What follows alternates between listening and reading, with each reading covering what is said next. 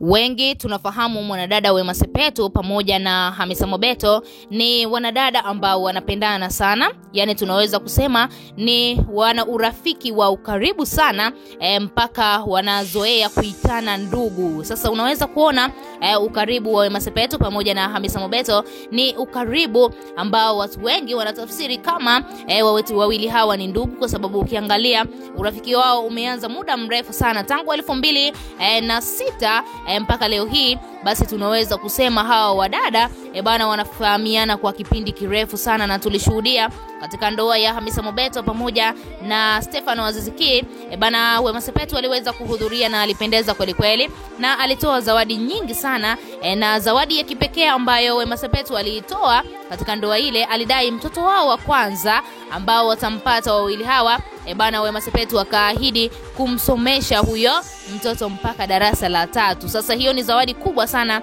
ambayo Wema Sepetu aliweza kuwapatia katika ndoa yao wawili hawa kwa sababu Hamisa Mobeto ni rafiki yake kipenzi sana, na akaamua kumzawadia hiyo zawadi. Sasa unaambiwa za ndani zaidi kwa sasa hivi. Kwanza kabisa ukiangalia picha za mwanadada Hamisa Mobeto bana unaweza kuona kuna namna ya tofauti sana.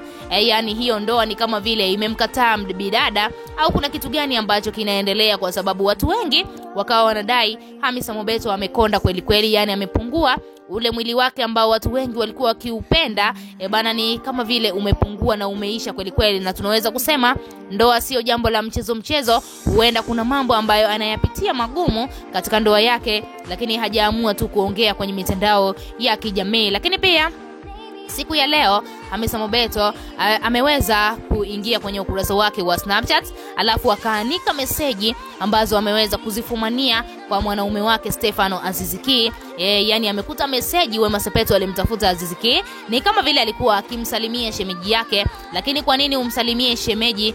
Kwa nini usimuulizie shemeji kwa rafiki yako ambaye ni Hamisa Mobeto? Sasa unaweza kuona watu wengi walitafsiri mabaya sana baada ya Wema Sepetu kuvaa gauni la bibi harusi katika ndoa ya rafiki yake kipenzi ambaye ni Hamisa Mobeto. Wengine wakawa wanadai Wema Sepetu anamchuria tu Hamisa Mobeto, kwa nini avae gauni la bibi harusi katika ndoa yake. Sasa haya yamekuja kutokea huko mbeleni, na Hamisa Mobeto ameweka emoji za kulia kwa nini Wema Sepetu ameweza kumfanyia kitendo kama kile, kwa sababu alikuwa akimchatisha kimahaba zaidi shemeji yake ambaye ni Stefano Aziz Ki. Sasa Hamisa ni kama vile amekasirika na kuona kama vile Wema Sepetu alikuwa akimzunguka na kumtafuta mume wake nyuma ya carpet. Wewe kama shabiki unalipi la kuzungumza? Tochea maoni yako, lakini pia usisahau kusubscribe, kulike na kuturn on notification ili uweze kuwa mtu wa kwanza kupata habari zetu za kiburudani ambazo zinakiki na kumake headline ndani na nje ya nchi ya Tanzania.